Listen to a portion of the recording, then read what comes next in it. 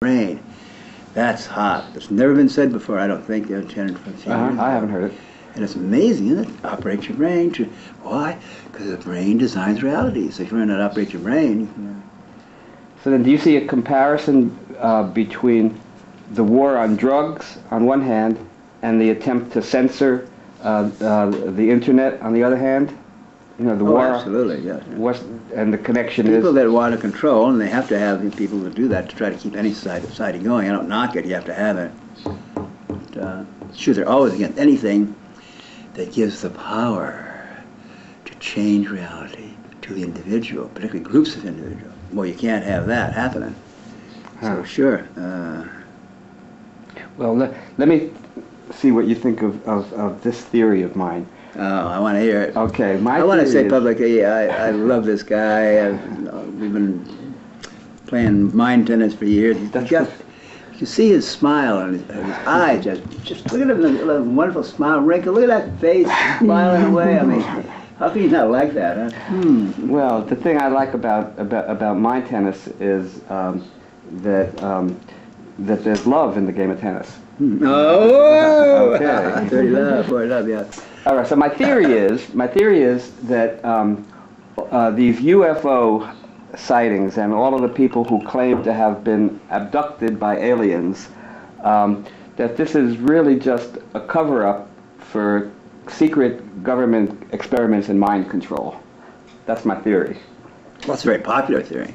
Oh, I bet it changes then. I get like 10 mimeograph letters a day from UFOs and government, yeah. Boy, that government is really fucking busy and clever to do all that stuff. Wow. They are. I know those UN soldiers in Bosnia can't wait to get to Michigan. Oops. To get to what? To get to Michigan. Yeah.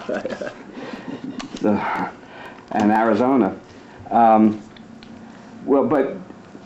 you think that... I'm convinced about UFOs. I'm glad that people are doing this because at least they're doing something on their own. Yeah, it's no more, no matter what.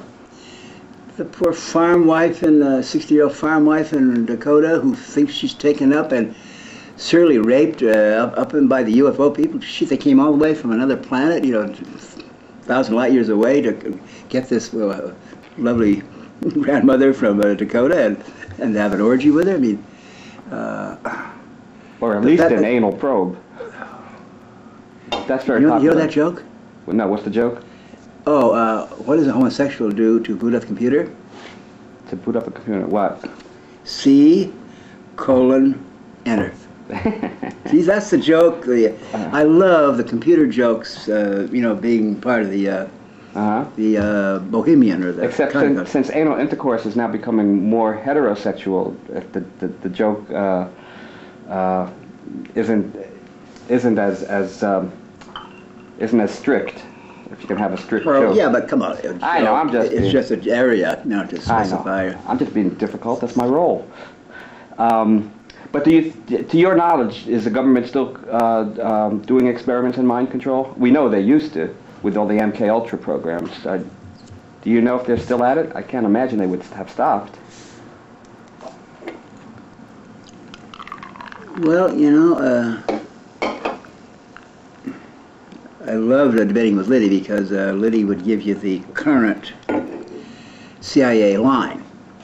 It's amazing how quickly you pick up that line, and Liddy's suddenly saying the same thing that Gingrich, they get the line. And what was his line? About what? On mind control. He said, yes, it is true that the CIA, naturally, when we learned that the Chinese communists were using LSD, the CIA naturally got the whole world market from Sandoz of LSD, and they didn't realize about millions of a dose. A pound would turn on the world 10 times like that in Jupiter. He said the CIA found LSD to be unpredictable. And I said, well, no shit, Sherlock. Can you name one prediction that the CIA has been pulled off? Everything. The rise of the Shah was unpredictable, right? The rise of the... Well, by the way, what did you think of Liddy getting a First Amendment award from the National Association of Radio Talk Show Hosts because he said that if the ATF comes after you, they're wearing bulletproof vests, so you should aim for the head or the groin. That's pure Liddy.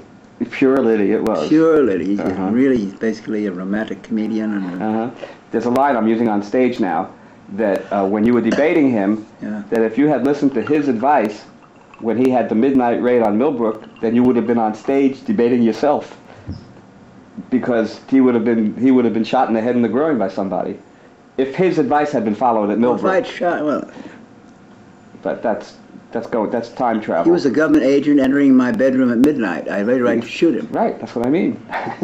With his advice. Yeah, I know.